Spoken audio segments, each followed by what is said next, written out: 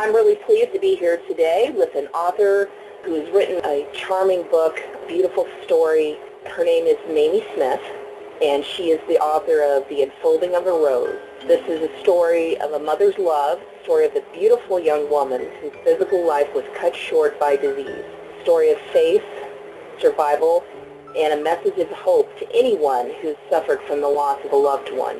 Mamie Smith's amazing and beautiful tribute will touch your heart and your soul, and we are very grateful to have her today and to speak with her. Well, thank you. So happy that you joined me today. It's a pleasure to finally talk to you and to talk about your book. I understand that you are a first-time author.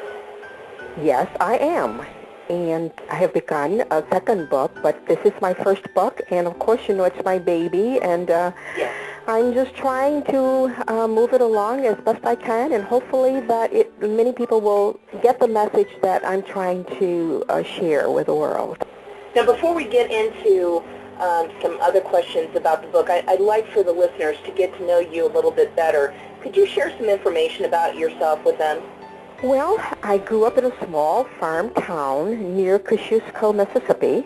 My father owned a large farm where most of the income came from, which was raising cotton. And it was a hard life, but a life that would build one's character and make one more determined and be able to persevere. My parents wanted to give their children the best education that they could. Dad would say, turn up that radio and get your lesson. And to Dad, getting my lesson was gaining knowledge and understanding. He felt that I could best do that by reading books. So that's what I grew up doing, studying and reading books. I left for college, spent 3 years at Jackson State University. I was there 3 years, and then I went to Kentucky, married a military man, and traveled the world. I go back about twice a year and visit my mom. Oh, my goodness. I'm wondering, were you at Fort Knox in Kentucky by chance? Yes, my husband was stationed there, and we lived in Louisville, Okay. which was, about 30 miles, and so he traveled backwards and forwards. Well, I was curious because I grew up a military brat, and my stepfather was stationed in Fort Knox. So when I saw Kentucky, I was like, I wonder if she was, if that's where that played in there. So how many children do you have? Well, I have 2 sons, and of course I had a daughter. Mm-hmm. Okay, that takes us to the question of why you wrote the book, The Unfolding of a Rose, which is a beautiful title, by the way. It's a very, it's a creative, but it gives a hint of what's going to happen in the book.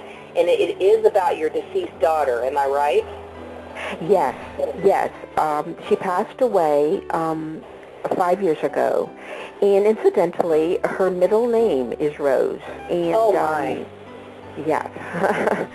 And at first, when I first wrote the book, about halfway through, maybe 3/4, I'm not sure, but I had another name. And then one day it became very clear to me that you've got to change the name of the book. And I said, well, what am I going to change it to? And this came to thought. And so we have now The Unfolding of a Rose. I wanted to share a little bit of a summary about the book to give, and then I'll have you talk more about it. You describe your daughter as having been a beautiful, precocious, curious little girl, growing up to be an intelligent and outgoing young woman. Mita graduated with honors and married the man of her dreams. She had 2 children and became an entrepreneur, developing a successful business. Life was wonderful, and proud mom Mamie couldn't have been more pleased for her daughter. Life took a sudden and unexpected turn when Mita learned she had breast cancer. Mita, with her mother's help, began a search for the why of what happened. The 2 women's bond became even stronger as they discovered the teachings of Christian Science. Through their study and practice, they gained a greater understanding of the true meaning of life, the essence and spiritual part of a person, and how that part is what lives on forever. As Mamie recounts, quote, I see her, Mita, as planted by divine mind, nurtured by spirit, and yielding the fruits of love, unquote. So this is the story of your love for Mita and of her, she's a beautiful young woman. Is this her on the cover, by the way?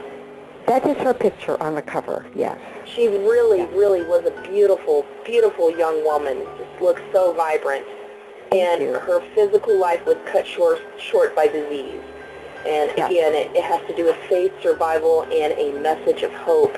Why did you write The Unfolding of a Rose? What are some of the reasons behind why you decided to put this down in a book?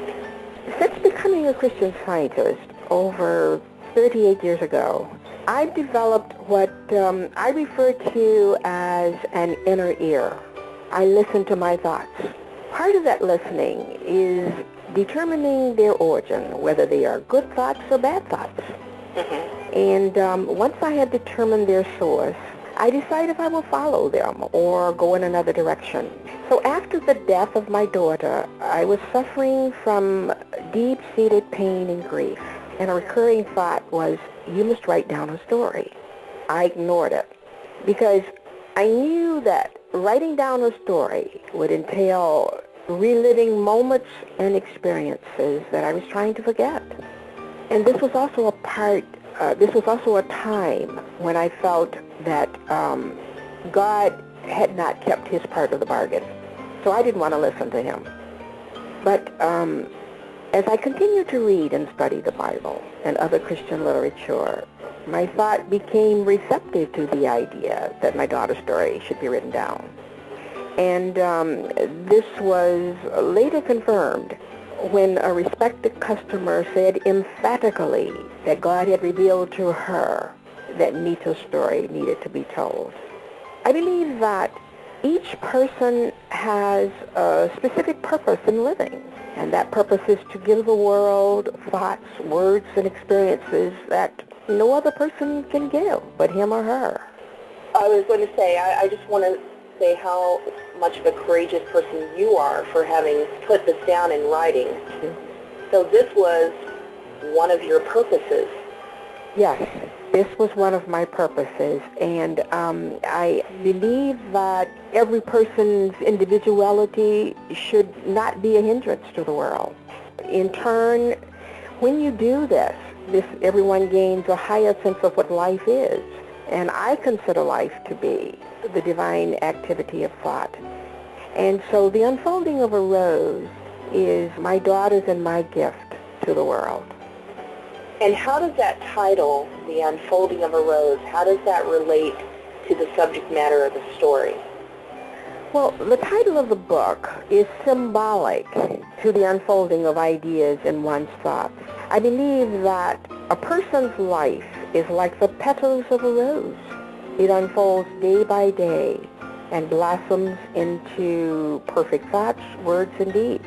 And these ideas and concepts that you place in front of your thought determine the words and actions that follow. And these words and actions constitute one's life. The Unfolding of a Rose gives a day-to-day accounting of the thoughts, words, and experiences that my daughter and I embraced as she faced breast cancer. It was, and it still is, an ongoing process built on years of study, faith, and revelation.